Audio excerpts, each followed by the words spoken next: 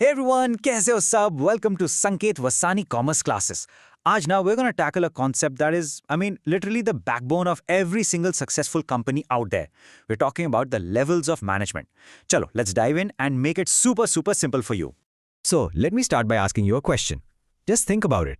क्या एक अकेला इंसान पूरी की पूरी कंपनी चला सकता है? Imagine that small kirana shop near your house. The owner probably does everything, right? From buying stock to selling it. But what happens if that shop grows into a giant supermarket? Can that same person handle purchasing, sales, accounting, hiring, and everything else all by himself? No way. He's gonna need help. He has to divide the work. And right there, that's where our story begins. All right, so here's our game plan for today. First, we'll figure out why these levels even exist. Then we'll break down the top, middle, and bottom levels one by one.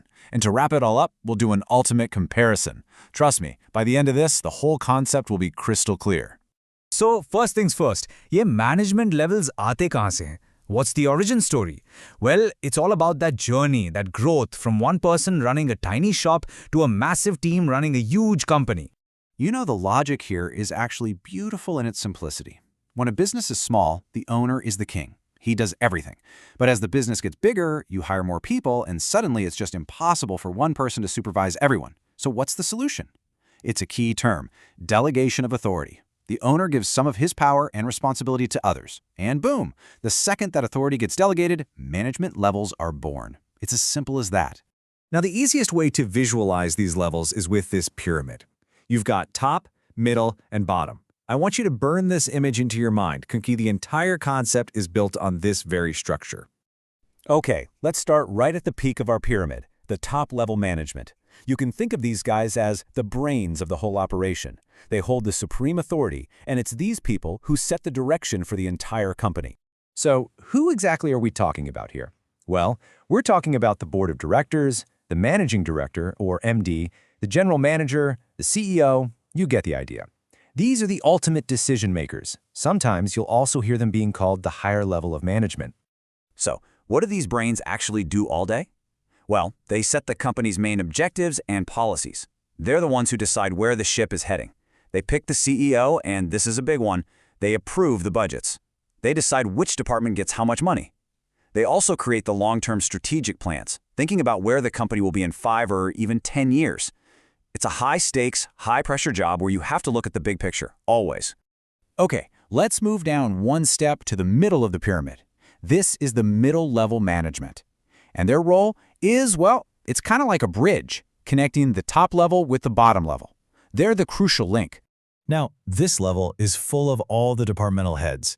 Think about it. The production manager, the sales head, the finance manager, the marketing head. Basically, the boss of every department is a middle-level manager. That's why this is also known as the officer's level. And what's their main job? Their most important task is to implement the orders that come from the top.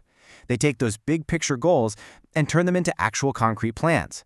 They prepare their own departmental budgets, they set rules for their teams, and so importantly, they have to motivate their employees.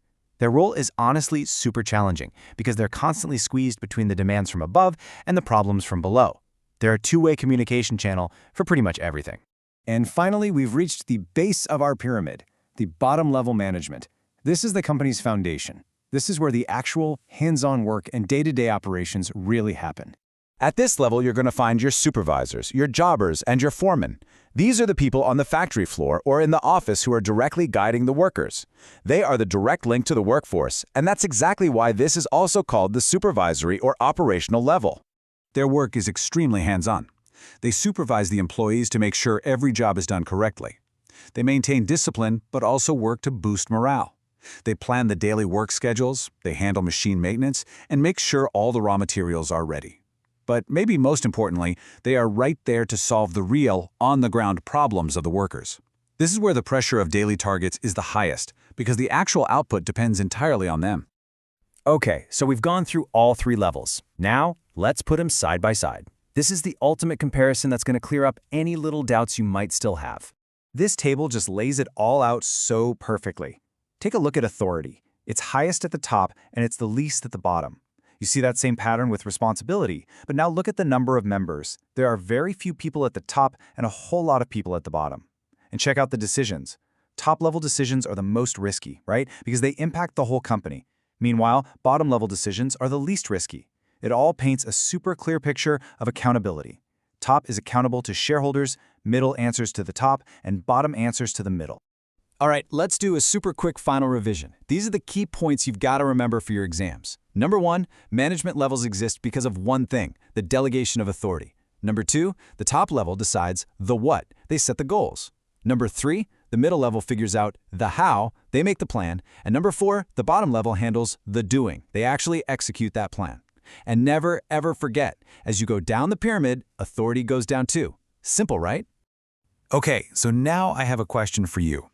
Now that you understand the unique challenges of each level, the big picture pressure at the top, being squeezed in the middle, or the daily grind at the bottom, which role do you think is the most challenging? Is it the top, the middle, or the bottom? I really want to know what you think. So, drop your opinion in the comments below. I'm really looking forward to reading your answers.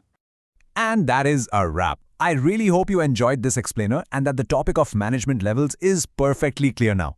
If it was, do me a favor and hit that like button, share this with your friends, and of course, subscribe to Sanket Vasani Commerce Classes for more. I'll see you in the next one. Until then, keep learning.